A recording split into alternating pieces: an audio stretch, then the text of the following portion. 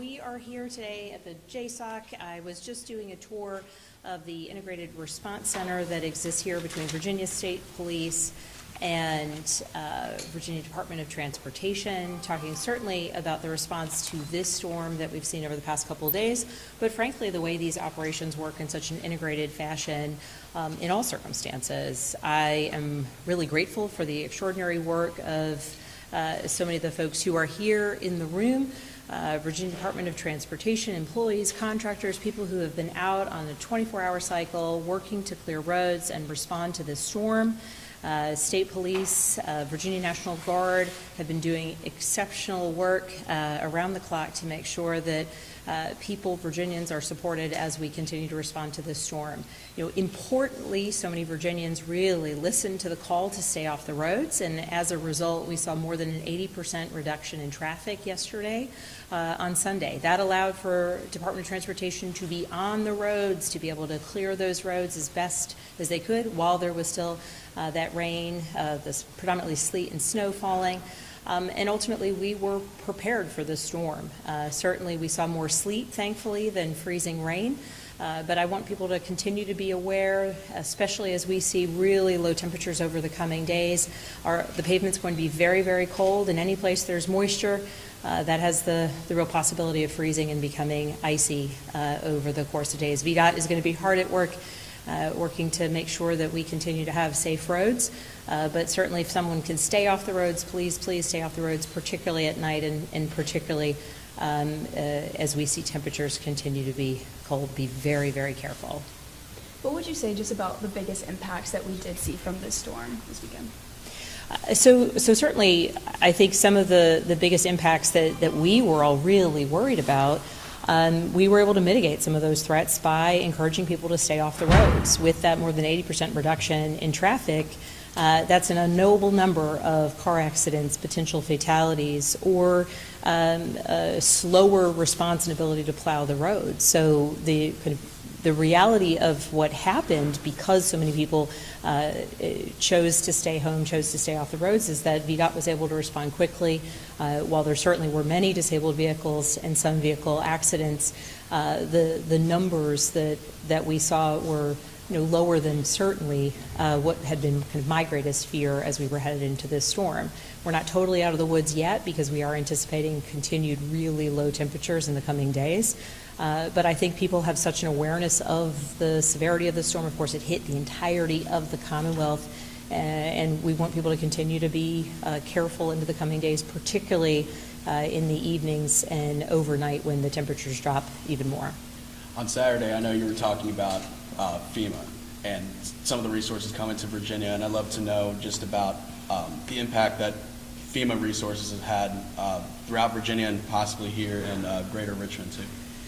So we were aggressive in requesting that federal declaration and requesting certain FEMA resources. Importantly, we had a team of FEMA employees come surge to Virginia. Some folks came in from Pennsylvania, from Colorado to be resources at the Emergency Operations Center. I'll defer to some of the other folks to speak a little bit about just what that meant day in and day out, or hour in and hour out, in terms of that coordination.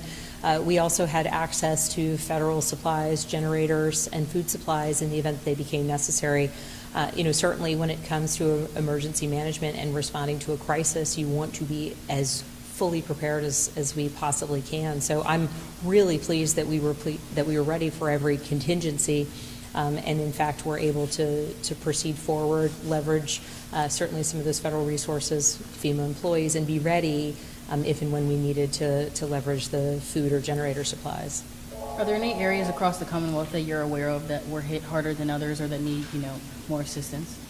So what we're seeing across the Commonwealth is that there's some variation in terms of the type of precipitation that arrives. Certainly we saw greater snowfall in parts of Virginia versus some of the sleet.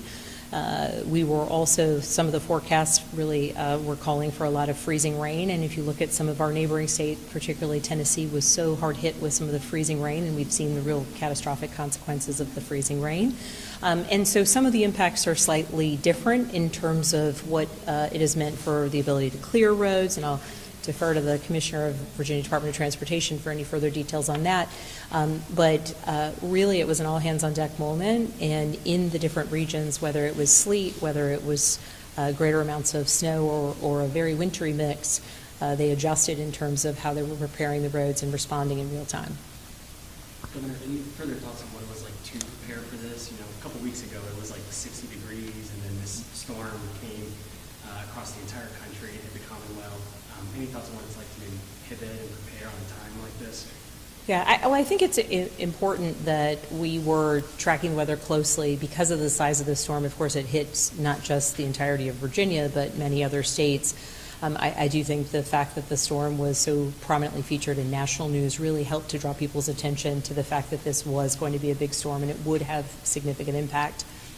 And among the reasons why the impact was so significant and continues to be as we're still processing through it is that it wasn't possible to push resources from different regions of Virginia to the localized impact. When there's impact across the entirety of the Commonwealth, it becomes a question of how do you leverage the resources you have when they are needed in every corner of Virginia. And so the preparation process, this is where I will just say thank you to Virginia Department of Emergency Management and all of the organizations. We've got Virginia Department of Transportation here, Virginia National Guard, Virginia State Police, as well as VDH and a variety of other state organizations that have been working in lockstep in preparation for the type of event that we saw over this weekend. And so you can never anticipate every single challenge, but the greater level of preparation that you can leverage in command means the greater level of coordination when there is actually a situation that occurs. And certainly, I would just say thank you to everybody who's been working for years to be prepared for an event such as this. And if anyone else has anything else to add before we go outside? Any questions for them? You go ahead. Maybe can you step up? Sure. Yeah. Thank you. Sorry to put you on the That's spot. all right, that's all right. Can you just maybe talk a little bit more about what we're seeing right now? Sure. And also going into tonight, into tomorrow morning as well? So we've done really well. If you think about it, yesterday at this time, we were still having falling weather. We're less than 24 hours after the event, and our interstates are largely clear. Our primary roads are largely in a very minor condition or clear, which is a remarkable achievement. Lots of good people doing lots of good work. Today we were very fortunate due to great temperatures and good favorable weather conditions that we were able to start moving into the secondary system. In our more populated counties, that means moving into the subdivision. So we've started to make some progress into that part of our network. So going forward, what we expect is that we'll be in a posture that we'll be monitoring the temperatures, and we'll be really particular about how we're working, that with the exceedingly low temperatures we have, our traditional methods of snow removal are not going to be very applicable. It's going to be so cold that your chemicals will not work. So we're going to have to be very judicious about how we utilize our resources and take advantage of those better weather days, meaning from sun up to sundown. So have more focused efforts during the daytime hours to really make good production and good progress. So what we'll see overnight, as the governor said, anything that's wet today will likely be frozen overnight. We're going to continue to encourage those motorists to slow down, pay attention, all those things. We're going to be in a response mode for those freezing locations, just to be monitoring.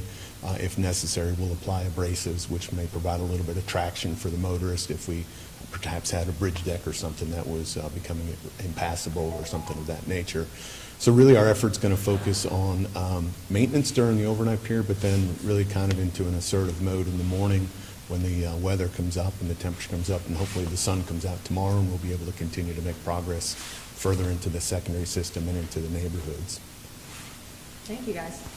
Can you tell us any timeline on when you think those people who are waiting for their neighborhoods to be Yeah, cleared so might I would say that we would really, our goal really is to have touched every road within 48 hours of the end of the event. So I would say tomorrow they should at least see some activity. So I want to caution residents to be thinking that we do have a hard pack of ice. So around Metro Richmond, we probably had 2-3 inches of snow plus sleet on top of that, which has now essentially become a 4 or 5 inch hard pack that takes mechanical means or a lot of chemical work to go out. So our goal is to get roads passable, which means a motor operating reasonably can navigate the road. I would not expect that at some point we will get to bare pavement, but we really want to focus on getting it passable so that folks can get in and out of their neighborhood safely.